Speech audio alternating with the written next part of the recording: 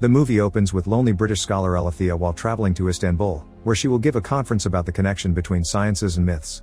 When she gets off the plane, a strange-looking glowing man that nobody else notices tries to guide her luggage cart towards what he calls mystery, but when Alethea's colleagues show up, the little man runs away. Alethea tells her friends about what happened, and they jokingly reply she must have seen a djinn. Later during the conference, Alethea sees another strange glowing man among the audience that nobody else can see.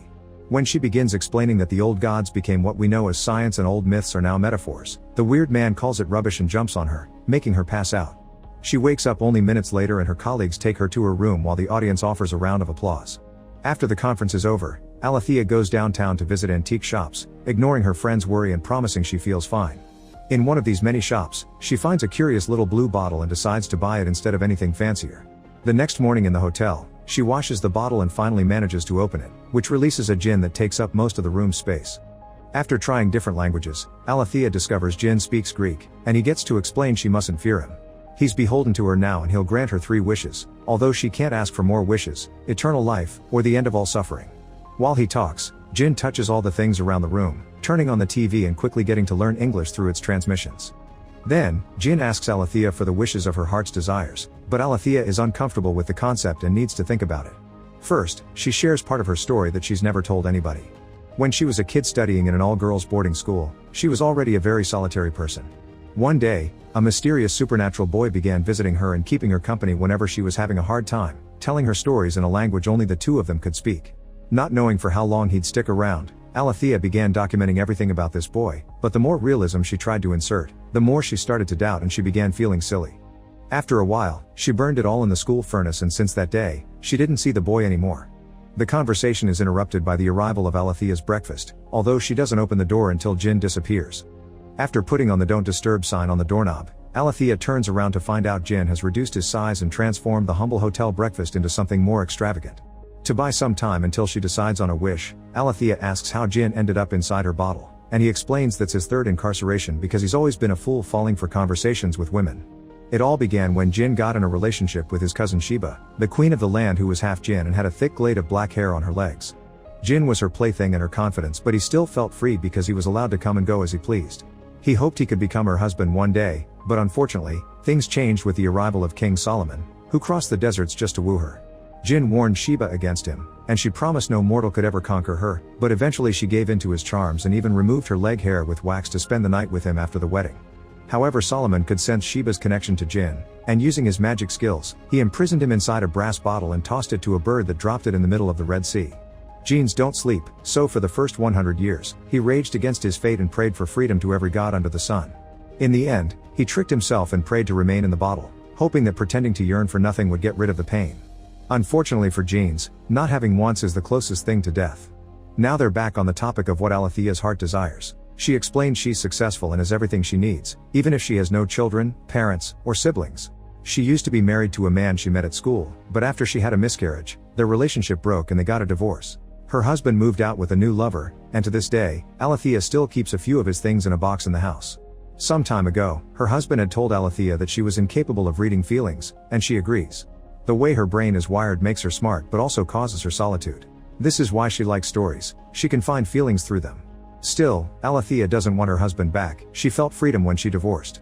But as a storyteller, she's heard too many stories about Jinn's wishes always having a catch or cautionary tales that don't end happily.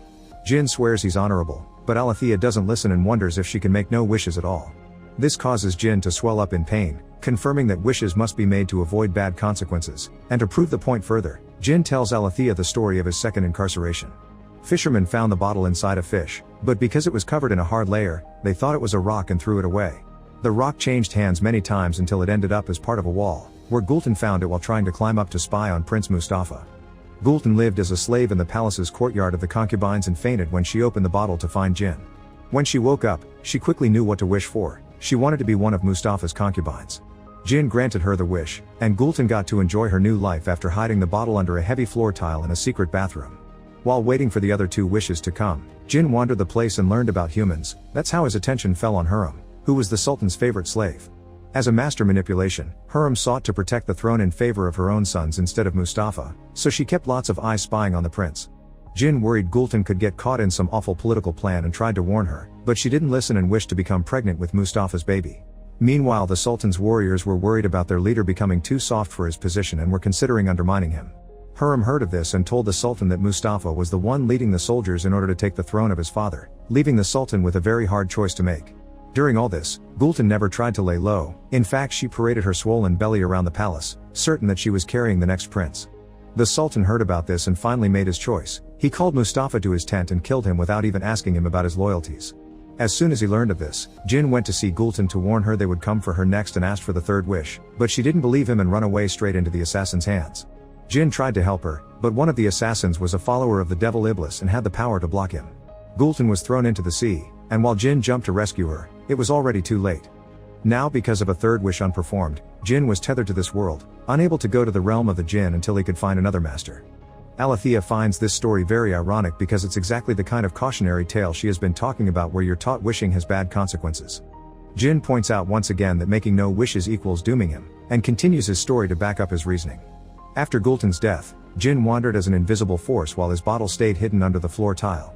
For 100 years, he tried to get people's attention to no avail, until one day, Princes Murad and Ibrahim were able to feel his presence and found the secret bathroom. They almost got to push the floor tile up, but they were interrupted by their mother Kosum, the Sultan's widow. Murad had long hair on his legs, indicating he was Sheba's descendant, so Jinn tried to follow him around to get his attention again. Unfortunately, Murad had to take over the throne at 14 and his life became all politics. While an older Murad led armies on the battlefield, Kosum locked adult Ibrahim in a room with a bunch of women, hoping he would produce a male heir and protect the family's place on the throne. Ibrahim loved the idea of spending every day with women, and he chose voluptuous and immense beauties, believing that the more flesh the bigger the pleasure. When Murad returned to the palace after the war, his soul was rotten with blood and trauma. Worried about possible competition, he thought of murdering Ibrahim, but Kosum stopped him just in time by pointing out Ibrahim is too lazy to plan a riot. Still, Kosum couldn't risk losing her babymaker, so she kept Murad drunk at all times and hired storytellers to distract him. Murad hated them and killed them if they didn't escape fast enough, but one day, an old man finally managed to charm him with his tales and became Murad's only friend. When the old man died, Murad got extremely drunk, and in that weak state of mind, Jinn got his attention at last. While Murad got to find the abandoned secret bathroom again, unfortunately, he was too weak to even open the door, and afterward, Murad drank until he didn't wake up ever again. Nobody else could sense Jinn then, and Alethea is very understanding of how that loneliness feels because she's felt it too. Back to the story, Ibrahim had to be dragged out of his room to be sat on the throne, and he appointed his favorite concubine Sugar Lump as governor of Damascus. Because of this power, Sugar Lump was free to roam, and she eventually found the secret bathroom.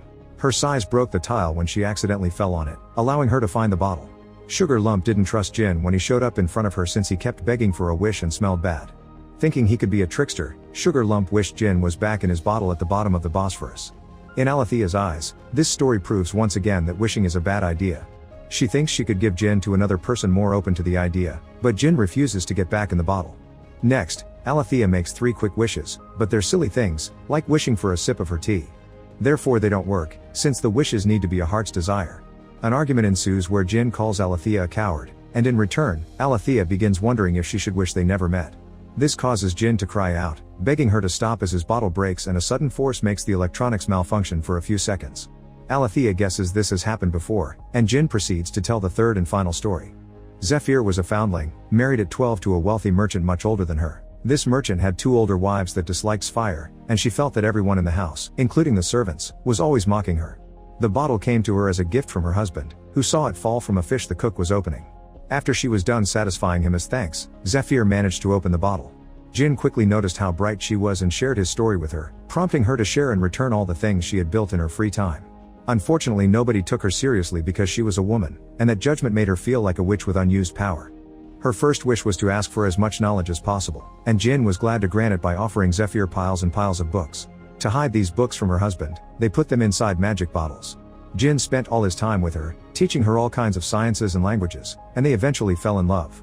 The more she flourished, the less shy Zephyr became, and she began rebelling against her husband. Unfortunately, his cravings for her were an obsession, so when Zephyr had to give herself to her husband, Jinn would leave the room and roam the skies to gather new stories he'd tell Zephyr when he came back. Her second wish came when she was unable to finish an ancient mathematical question, thus she asked to perceive the world as genes do. This allowed her to see all the solutions she needed. It also got her pregnant with Jinn's baby. He was incredibly happy with her and didn't want to leave for the realm of Jinn anymore, so he stopped Zephyr from making the third wish. This angered Zephyr, who then thought Jinn was trapping her as her husband did. Whenever a new argument began, Djinn would put himself inside a bottle to calm her down, but the last time, Zephyr couldn't take it anymore and wished she could forget she ever met him. Magic allowed her to forget it all in an instant, and Djinn once again got stuck inside a bottle. After hearing this last story, Alethea finally knows what to ask for. She thinks she's here to love Djinn, and she wishes for him to love her in return, that way their solitudes can be together. Djinn accepts and they spend a lovely night together. The next day, Alethea has to go back to her home in London and offers Djinn a new bottle so he can travel with her. At the airport, she tries to keep the bottle in her pocket, but the scanner detects it and security makes her put it on the tray. Alethea almost has a breakdown thinking the scanner or the conveyor belt would break the glass, but thankfully the bottle survives the inspection. Once they arrive, Djinn has to get used to the big city because all the constant noises and electric waves in the air overwhelm his senses. The two of them begin a peaceful content life together, and whenever Alethea has to work, Djinn takes the chance to sneak around to watch humanity's latest inventions, like advanced surgery techniques and the collider. One afternoon, Alethea comes home from work and finds Djinn in the basement sleeping, which he isn't supposed to do. His body is slowly becoming ashes because of the effect the city is having on him. Thus Alethea uses her second wish to make him speak again. Then, the two of them have an important conversation where Alethea realizes she shouldn't have forced love between them, so she decides to finally set Djinn free. The bottle breaks and Djinn returns to his original realm after Alethea falls asleep. The next morning, she puts the few things Djinn got to use inside a box and puts it away next to her husband's. 3 years later, Alethea has finished writing and illustrating a book with all of Djinn's stories. Suddenly, she's surprised to see Djinn show up in front of her. Now that he's healthy again, he can visit her from time to time, helping her chase her solitude away in a more natural way. Make sure to subscribe and turn on notifications so you can watch more videos like this. Thanks for watching.